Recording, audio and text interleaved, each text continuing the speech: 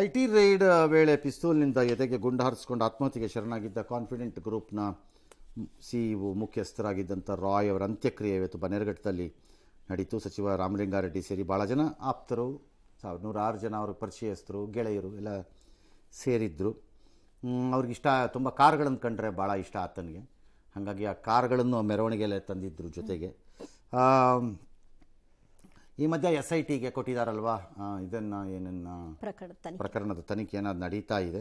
ಈ ಮಧ್ಯೆ ಮೋಹನ್ ದಾಸ್ ಪೈ ಒಂದು ಪತ್ರ ಬರೆದಿದ್ದಾರೆ ಪ್ರಧಾನಮಂತ್ರಿಗಳಿಗೆ ಅಥವಾ ಟ್ವೀಟ್ ಮಾಡಿದ್ದಾರೆ. ಈ ಬಗ್ಗೆ ಟ್ವೀಟ್ ಮಾಡಿದ್ರೆ ಪ್ರಯೋಜನ ಇಲ್ಲ ಸರ್, ದಯವಿಟ್ಟು ಆ ಟ್ವೀಟನ್ನೇ ಒಂದು ಪತ್ರದ ರೂಪ ಮಾಡಿ ಅದನ್ನು ಪ್ರಧಾನಮಂತ್ರಿಗೆ ಕಳಿಸ್ಕೊಡಿ.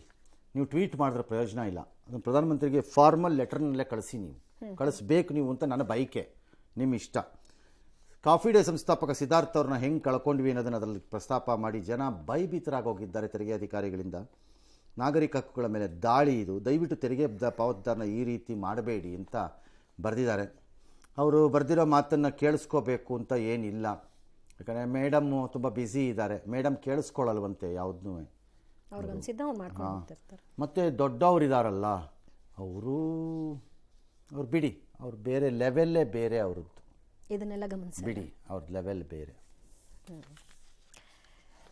BJPಯವರು ರಾಯ್ ಸಾವು ಬಗ್ಗೆ ಮಾತಾಡಲ್ಲ. ಯಾಕೆ ಮಾತಾಡಲ್ಲ? ಯಾಕೆ ಸಿದ್ಧಾರ್ಥ ಸಾವು ಬಗ್ಗೆ ಮಾತಾಡಲ್ಲ ಅಥವಾ ರಾಯ್ ಬಗ್ಗೆ ಮಾತಾಡಲ್ಲ? ಯಾಕೆ ಮಾತಾಡಲ್ಲ? ಜೀತದಾಳುಗಳು ನೀವು, ಅದಕ್ಕೆ ಮಾತಾಡಲ್ಲ. ಸ್ವಾಭಿಮಾನ ಅನ್ನೋದು ಸತ್ತೋಗಿದೆ ರಾಜ್ಯದಲ್ಲಿರೋ ಭಾಳ ಜನಕ್ಕೆ BJPನಲ್ಲಿ, ಅದಕ್ಕೆ ಮಾತಾಡಲ್ಲ.